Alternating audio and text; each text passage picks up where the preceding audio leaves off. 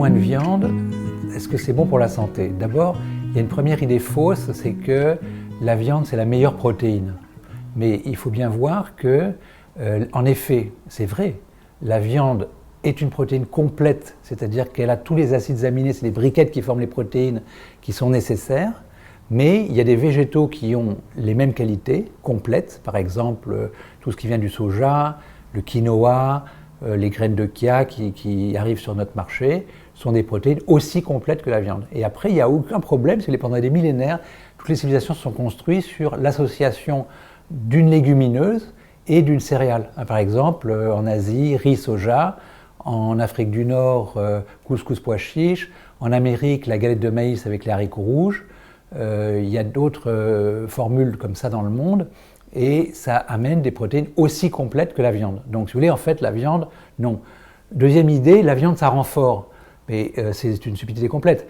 Ça, c'est vraiment contre toutes les publications, contre la réalité qui est constatée. Par exemple, les animaux les plus forts, on a dans nos pays le taureau, le cheval, sont végétariens, le gorille, sont végétariens. Et on a des sportifs aujourd'hui champions du monde. Par exemple, l'homme le plus fort du monde, c'est Patrick Baboumian. Il soulève 550 kilos, il est végétarien. Mike Tyson, le boxeur, est végétarien. Carl Lewis, champion du monde et de sprint et de saut en hauteur, végétarien. Les sœurs Williams, qui ont dominé le tennis, sont végétariennes. Surya Bonali chez nous, des grandes danseuses, etc. Donc, des gens qui font du triathlon. Donc, ça ne tient pas du tout la route. Bon.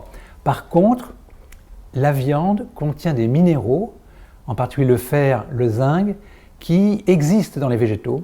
Mais malheureusement, ces minéraux sont mal absorbés à partir des végétaux. Donc, quelles sont les populations qui pourraient avoir besoin de plus de fer et de zinc que ce qui est dans les végétaux? Ce sont les femmes enceintes. La femme enceinte, elle fait un bébé, elle a sa masse sanguine qui augmente, elle doit passer, le bébé va aussi avoir du sang, elle va saigner à l'accouchement, elle risque de manquer de fer. Les enfants et les adolescents en forte croissance, et puis éventuellement les personnes, souvent des femmes qui ont des règles abondantes, qui manquent de fer. Bon, évidemment, la première chose à faire, c'est de régler ce problème de fuite de sang excessive, mais ça peut être pour des durées courtes. On n'est enceinte que 9 mois, la forte croissance chez l'enfant s'arrête à peu près à 6 ans, l'adolescence c'est en 1 ou 2 ans, il prend 15 cm. Dans les autres périodes, ce n'est pas aussi important. D'accord ? Chez la femme qui n'a plus de règles, par exemple après la ménopause, chez l'homme, au contraire, manger plus de viande est défavorable pour la santé. Et là, on a énormément d'études qui sont accumulées, qui montrent tout ça. C'est que manger plus de viande, et plus de viande, c'est quoi? C'est à partir de plus d'une fois par semaine. D'accord? C'est quand même pas beaucoup par rapport à ce qui se fait actuellement. Il y a déjà plus de risques de surpoids, de diabète, de maladies cardiovasculaires, de cancer, et pas seulement de cancer du côlon. Le cancer du côlon, tout le monde est au courant, puisque une émanation de l'OMS, le CIRC, a annoncé que la viande rouge était carcinogène, ça a fait les grands titres, etc. C'est vrai. Mais une portion de viande augmente tous les risques de cancer, pas seulement du côlon de 10%, et une portion de viande transformée comme les charcuteries de 16%, les risques de cancer. Donc ça concerne tous les cancers.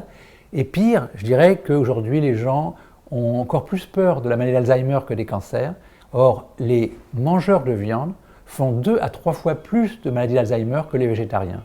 Et ça, c'est vraiment pas bon. On retrouve beaucoup de fer, d'inflammation dans la maladie d'Alzheimer, et la viande est l'aliment le plus inflammatoire et la source de fer la plus importante.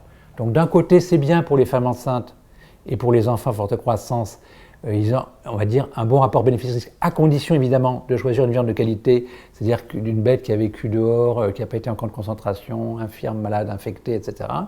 Et pas trop cuite non plus, parce que quand on cuit trop, le pire c'est le barbecue, tout le monde le sait je pense. Mais même grillé, si vous voulez, roussi, c'est des molécules déformées qui ont des effets toxiques inflammatoires. Si on prend une viande bio ou de terroir, pas trop cuite donc, ça devient positif pour ces populations-là. Ce n'est pas une obligation, mais ça a disons, un rapport bénéfice-risque tout à fait acceptable. Alors il y a un autre problème sur la santé, qui est vraiment, je crois, le plus grave, c'est que ces animaux qui sont élevés en élevage intensif, dans des concentrations donc, dans des très mauvaises conditions, tassés les uns sur les autres, nourris de façon industrielle, stressés, ils ont des immunodépressions.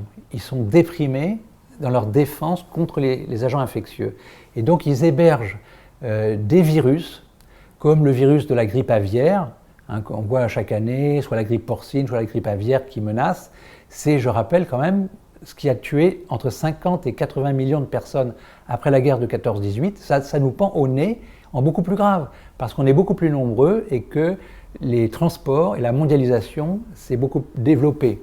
Donc c'est un danger considérable. Et là, on n'a aucun vaccin, on n'a aucune défense. C'est un réservoir. Il y a des usines en Chine de 10 millions de poulets. À côté, il y a une usine à 50 000 porcs. C'est comme ça que ça vient. Ces virus mutent, deviennent hébergeables par l'homme et poum. Voilà. Ensuite, vous avez des bactéries antibiorésistantes. Pourquoi ? Parce que dans l'élevage intensif, quand une bête est malade, on soigne tout le troupeau par prévention. Ça ne se fait pas en bio, ça. D'accord ?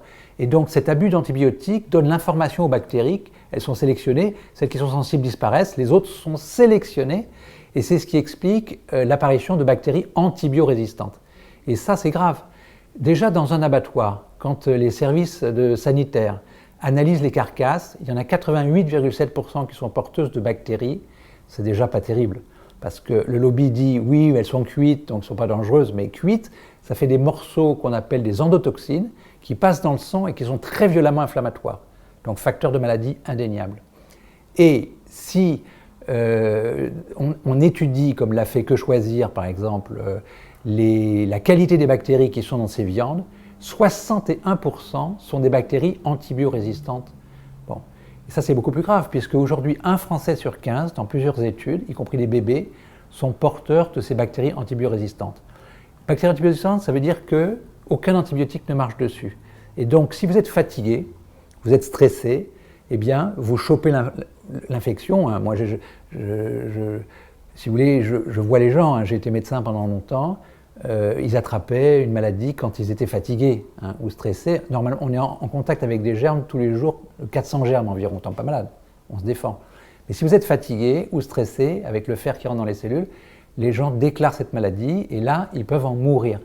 En 2016, 13 600 Français sont décédés de ces bactéries antibiorésistantes.